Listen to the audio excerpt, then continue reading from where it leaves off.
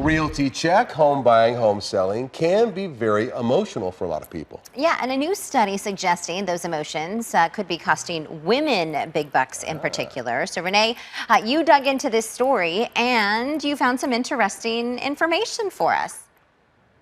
Yeah, it is interesting. So it says that single women are the ones that are really losing out in the housing market. That's according to a new study from Yale. But local experts say, it's really just about the numbers.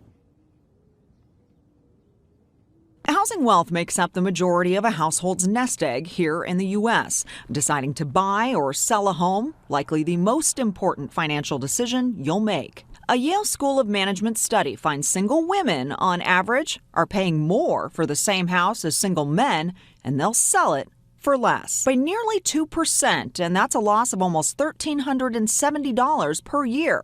Compounded over time, women are potentially losing tens of thousands of dollars over their lifetime. A local real estate expert says she doesn't see it. I have not seen that in my 24 years of real estate.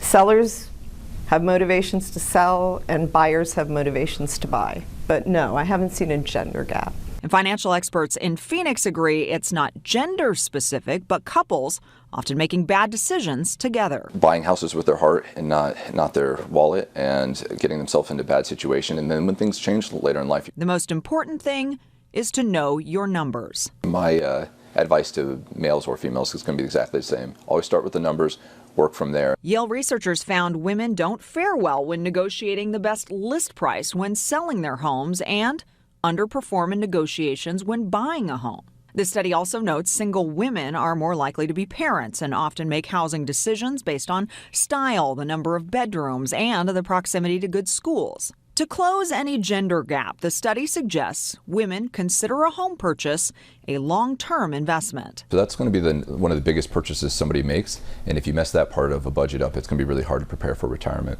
Our buyers and our sellers get the same advice. Find what you want, use your realtor. We're going to negotiate the best price we can for what you want.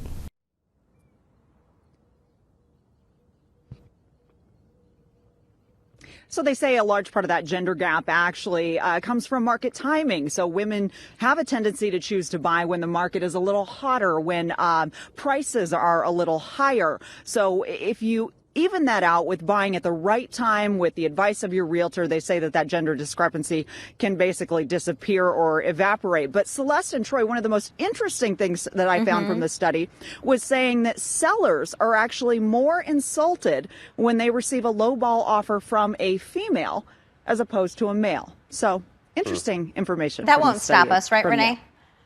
Absolutely not. Offers. Hey, if you're not going to take it, that's okay. You'll move on, right? What do you have to lose? Yes. What do you have to lose? Good stuff. It's tough, though, right? I mean, because we were talking about this in the meeting yesterday. You definitely want to buy right if you can, but at the same time, a house is one thing that a purchase that you use every day. Right. And hopefully for years and years and years. So you got to make sure you get something you like, not just price. But there's a little bit of difference now. The millennial buyer is owning their homes for a lot less time and using them more as a retirement asset. So making that choice right off the bat and not necessarily going to the max of what you can afford is what the experts are recommending. So probably a gentle balance between the two, right? The cost and, hey, do I love it? Maybe it's not my dream home today, but maybe someday I'll get my dream home. It's good right now. I'm dreaming of a van. Yes. I know. Yeah. Renee's got a love-hate relationship with real estate. Yeah, So it's tough to talk with Renee. But you definitely know your stuff. Thank you, Renee.